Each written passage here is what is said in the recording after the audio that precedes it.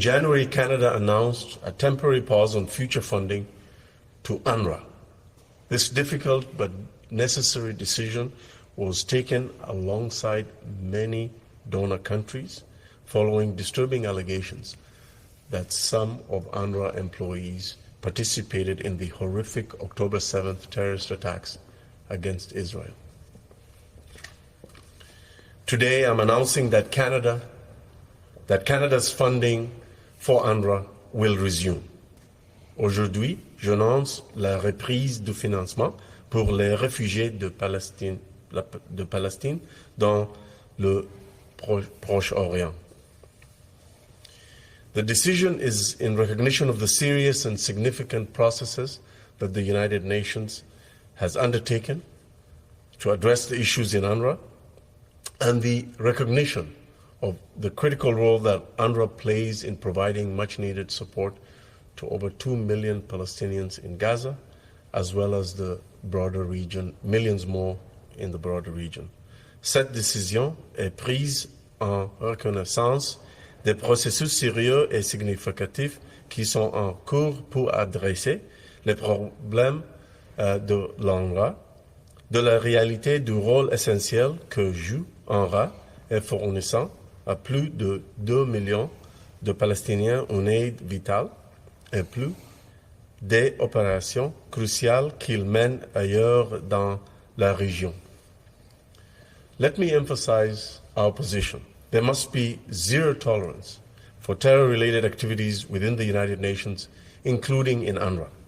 Canada has reviewed the interim report of the investigation conducted by the United Nations, and we're closely following this investigation as well as the conclusion of the broader independent review being conducted by former French Foreign Minister Colonna. I was in Rafah just 2 weeks ago, Rafah, Egypt, where I met courageous Canadian humanitarian workers who are doing everything that they can to save lives in Gaza. I saw hundreds of trucks filled with life-saving supplies stuck at the border, waiting to enter. And some of these trucks had been stationed at the border for over 2 weeks. Today, I'm also announcing that Canada is partnering with Jordan and the World Food Programme to conduct airdrops in Gaza to deliver essential food, clothing and blankets to those who desperately need it. Aujourd'hui, j'annonce que le Canada fait équipe avec la Jordanie et le Programme alimentaire mondial pour effectuer des largages aériens à Gaza afin de livrer des articles essentiels dont les civils palestiniens ont désespérément besoin. Canada is offering financial support to the Jordan Hashemite charity organization, enabling the procurement of food, blankets, and winter clothing. I was in Jordan yesterday and I saw these essential goods being loaded into planes destined for Gaza. We've also in the past allocated substantial funding to the World Food Programme, and through them we will be supporting the airdrops of Canadian-funded supplies into Gaza. In addition to that, today I'm also announcing that the Canadian Armed Forces will be providing over 300 cargo parachutes from the Canadian Army Advanced Warfare Center in Trenton to the Royal Jordanian Air Force to assist them in conducting airdrops in Gaza. These 300 parachutes from Canada will enable the delivery and the airdropping of 75 tons of food, medicine, clothing, and hygiene products into much-needed Gazans, into the hands of much-needed Palestinian civilians. Canada continues to call for compliance with international humanitarian law with respect to the allowing of unimpeded and significant aid to go into Gaza. We continue to call for the immediate release of all hostages. We condemn Hamas for its actions, terrorist actions on October the 7th. We call for an immediate ceasefire, and we call for much more assistance to reach Palestinians in Gaza through many different means. Lives are at stake, and this support simply cannot wait. Canada is using every tool possible to get more aid into Gaza to those who desperately need it. We will simply not stand by, and we will not let up in our efforts. Thank you. Merci beaucoup. Thank you, Minister. Merci, Monsieur le Ministre. I now invite the media to the microphone here for a question and answer period. If you could provide your name and your media outlet, one question, one follow-up, please. Merci. Hi, Adrian Gabriel, CTV National News. Minister, what specifically did your government see in the UN's interim report that made you comfortable enough to resume funding for UNRWA? Well, from the very beginning of our humanitarian response to the crisis in Gaza, we've been informed by a focus on the lives and the condition of civilians, both Palestinians and Israelis. We've been reassured by the contents of this interim report, but in addition to that, we've been reassured by the number of processes and steps that UNRWA itself has undertaken, as well as reforms introduced through the leadership of the UN Secretary General. And also we are resuming funding to UNRWA because of the dire humanitarian situation on the ground. UNRWA forms the backbone of the humanitarian response in Gaza and in the region. Of course, there's many other international trusted partners that we work with, but they also have to work at times with UNRWA because of its networks, because of its presence and its history on the ground. So we are resuming our relationship and funding and unpausing our funding to UNRWA because of the recognition of the contents of the report, the steps that have been undertaken by UNRWA, some completed, some in process, the steps that have been taken by the UN, and a recognition of the dire need on the ground and the role that UNRWA plays in meeting the needs of those desperate civilians on the ground. From that interim report, do you see any evidence that members of UNRWA took part in the October 7th terrorist attack? I will urge you to contact the UN itself to provide the report to you. What I can say is that we've reviewed the interim report into the investigation into UNRWA and we're reassured by the contents of that report. But in addition to that, the decision we're making today, the announcement we're making today, is informed by the dire humanitarian situation on the ground and the need to do everything that we can to save lives. And that is why I'm also announcing our partnership with Jordan to drop food, medicine, and clothing into Gaza, our partnership with using the World Food Program, but also providing much needed cargo parachutes from the Canadian Armed Forces that will enable the airdropping of 75 tons of much needed food, clothing, and medicines into Gaza. Minister, another question. On Saturday, protesters approached you, some might say accosted you, at an event where the PM had to cancel his appearance. Today, the media were given 1 hour notice for this press conference. Is your government concerned in trying to evade protesters at announcements like this one here today? From the very beginning, we've been informed by a focus on the need to protect civilians. That has been our main guiding principle in our response to the crisis in Gaza. And today's announcement is informed by the same preoccupation with protection of civilian lives. And I understand that there's a lot of passion and frustrations on either side of this issue. People have the right to absolutely protest and express themselves in a democratic society.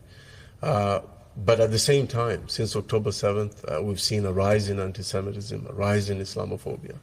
And we've condemned that, and our government takes those trends very, very seriously.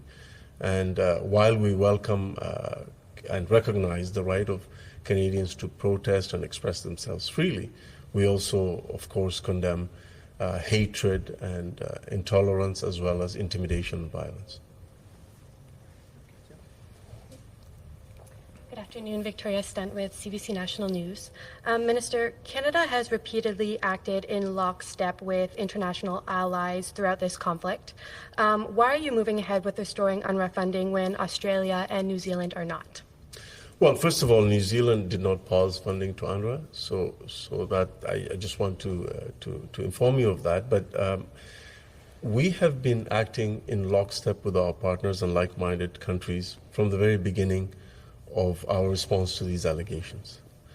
While the UN has been responding by putting in place processes to address the concerns of Canada and all the donor nations, we've been actively working with them through our ambassador to the United Nations, Bob Ray, as well as all of us, all my counterparts. We've been engaged very actively on the work that the UN needs to do to address some of the concerns, the recent concerns, as well as the long-term concerns that we've had in terms of its practices and its ability to become more transparent and accountable and increase its credibility.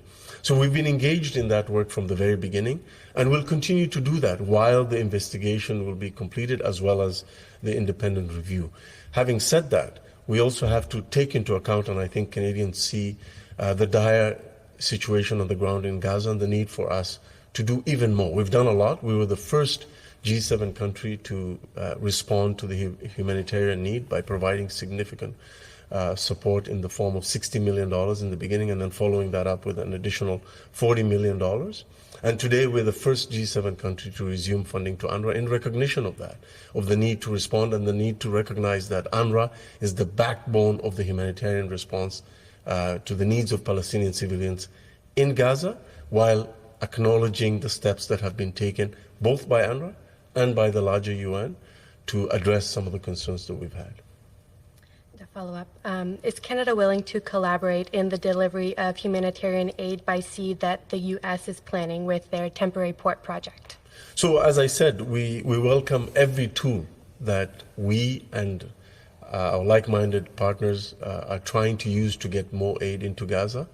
And we welcome the exploration of a maritime corridor into Gaza, and we will engage with the United States and the EU and others who are exploring this issue, and we'll do everything that we can to contribute to those efforts to the best that we can. But I just want to bring it back to the condition of people on the ground. I was briefed 2 weeks ago in Rafah by the head of the World Food Program in Gaza. He came over to actually tell me the condition on the ground, and he said, if we don't act even more significantly to get more aid into Gaza, we're looking at the mass starvation of children, women and men in northern Gaza particularly, for example, where we haven't had convoys reach northern Gaza in a while. And that's why airdrops, although they're not absolutely a substitute to trucks and other forms of getting aid in, they're a very important tool to address the needs of people who are in parts of Gaza that haven't had any significant aid or any aid at all reach them for weeks.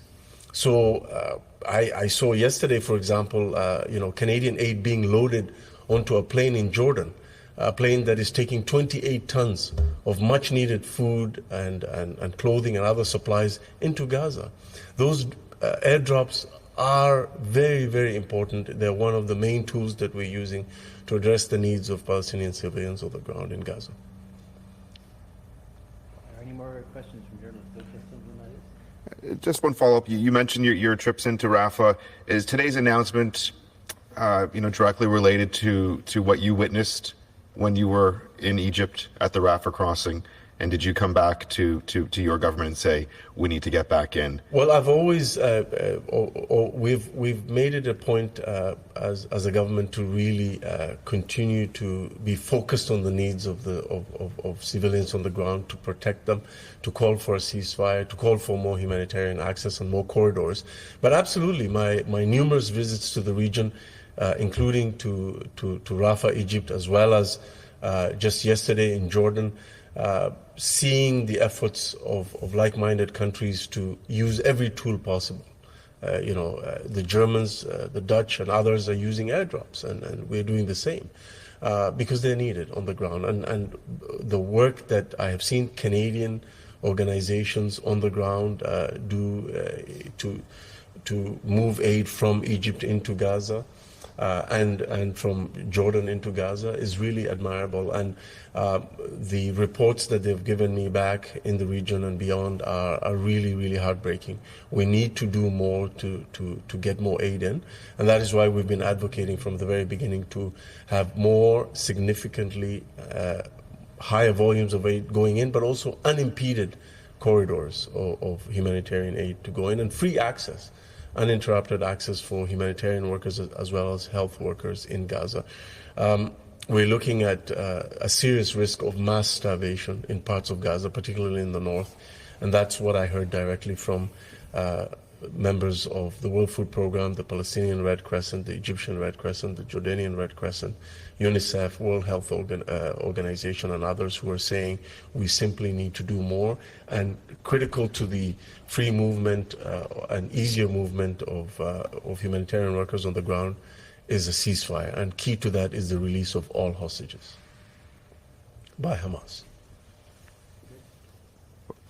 Well, just one more. Would you say that because of the dire situation on the ground, really Canada's hand has been forced here to work with UNRWA, even though this report has not been completed, that we need to work with them because simply there's no other option? Well, we are reinstating funding to UNRWA in recognition of course, the dire situation on the ground, which I just described, but also to recognize the significant steps that UNRWA and the larger UN family have undertaken in responding to our concerns as a donor nation.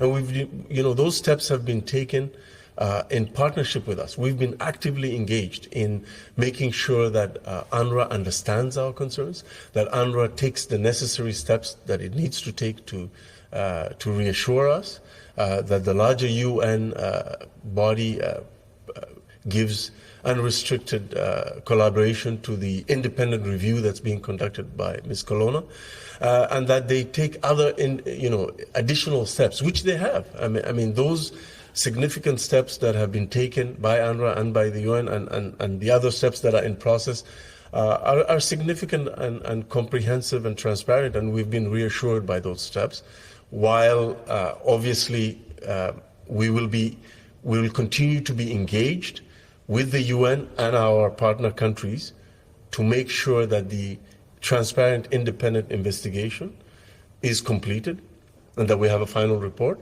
and that the independent review is also completed, and we will of course continue to work with the UN to make sure that the recommendations that come out of the independent review are implemented fully, because we understand and we've communicated this to the UN, that the credibility of UNRWA in our eyes is crucial to its ability to continue to provide, to get support from us, and is crucial to its ability to continue to deliver much needed services and the lifeline that it is to Palestinian civilians.